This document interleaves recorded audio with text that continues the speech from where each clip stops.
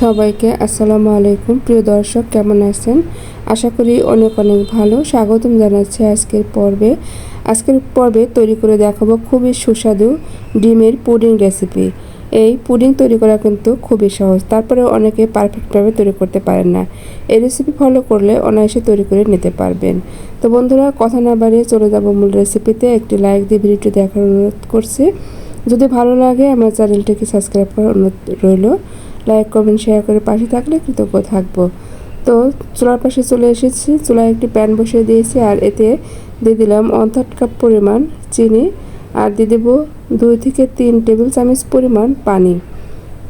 আমি এখানে চিনির ক্যারামেল তৈরি করে নেব। তো এটা আমি চুলাটা অন করে দিয়েছি, একদম লো আছে এই ক্যারামেল তৈরি করতে হবে। দেখতে পাচ্ছেন আস্তে আস্তে লাল আকার ধারণ করতেছে। তো ক্যারামেলটা কিন্তু প্রায় তৈরি হয়ে গিয়েছে। একদম লাল করা যাবে না, তাহলে পুড়ে যাবে আর পুডিং খেতে তিতো লাগবে। তো ক্যারামেলটা তৈরি করা হয়ে গেছে। এখন আমি এটা যে বাটিতে পুডিং তৈরি করব সে বাটিতে সেট করে নেব। তো এই বাটিতে আমি পুডিংটা ঢেলে সেট করে নেব। ক্যারামেলটা ঢেলে সেট করে নেব। তো এভাবে এটা রেখে দেব সেট হওয়ার জন্য। এখন যা করতে হবে, এখানে আমি একটি মিক্সিং বল নিয়েছি, এর ভিতর ভেঙে দেব 3টে ডিম। আমি আজকে এই পুডিংটা 3টে ডিম দিয়ে তৈরি করব। আপনারা চাইলে 2টা, 1টা অথবা 4টে ডিম দিয়েও তৈরি করতে পারেন।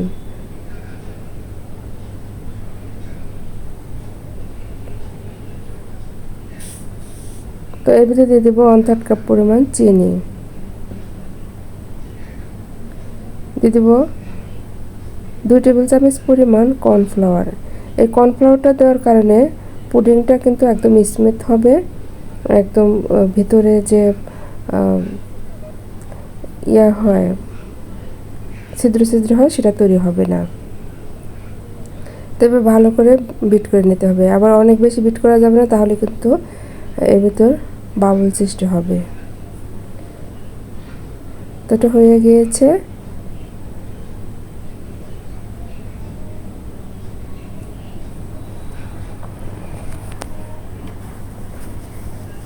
এখন আমি এর ভিতর 1 কাপ পরিমাণ গরুর দুধ দিয়ে দেবো। এই দুধটাকে আমি আগে থেকে জ্বালিয়ে ঠান্ডা করে রেখেছি। দুধটাকে আমি জ্বালিয়ে ঘন করে ঠান্ডা করে রেখেছিলাম, সেটা দিয়ে নিলাম।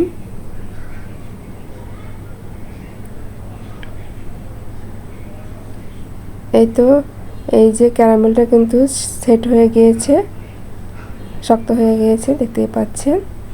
এখন আমি এই বাটির ভিতর মিশ্রণটা ঢেলে দেব। তার আগে অবশ্যই এভাবে সেঁকে নিতে হবে।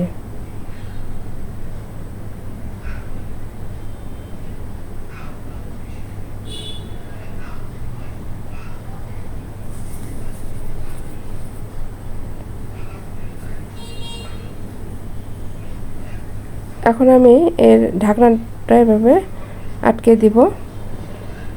এরপরে চুলার পাশে চলে যাব। চুলায় একটা প্যান বসিয়ে দিয়েছি, আর এর ভিতর গরম পানি দিয়ে দিয়েছি। গরম পানির ভিতর টিস্যু পেপার দিয়ে দিলাম, তার উপরে এই যে বাটিটা এভাবে বসিয়ে দেব। আপনারা চাইলে এখানে একটা স্ট্যান্ড ব্যবহার করতে পারেন অথবা কাপড়ও ব্যবহার করতে পারেন।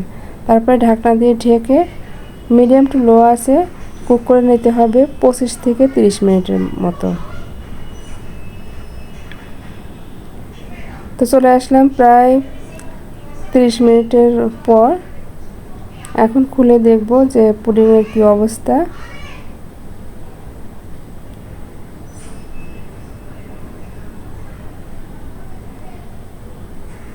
তো পুডিংটা আমার পুরোপুরি তৈরি করা হয়ে গেছে।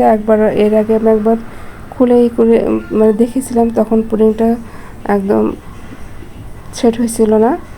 তো এখন নামিয়ে ঠান্ডা করে নেব। এটা ঠান্ডা করার জন্য ফ্যানের নিচে রেখে দিতে হবে। তারপর যখন ঠান্ডা হবে ফ্রিজে 3 ঘন্টার মতো রেখে তারপর মোল্ড আউট করতে হবে। তো চলে আসলাম প্রায় 3 ঘন্টা পর। এটা এখন আমি মোল্ড আউট করে নেব।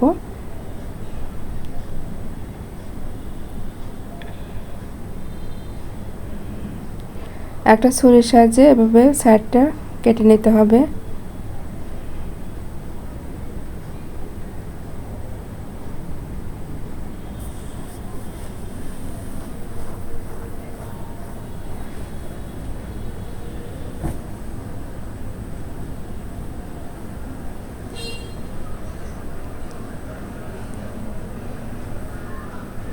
তো এবার আমি মোল্ড আউট করব। দেখতে পাচ্ছেন কীভাবে করছে, দেখে নিশ্চয়ই বুঝতে পারছেন।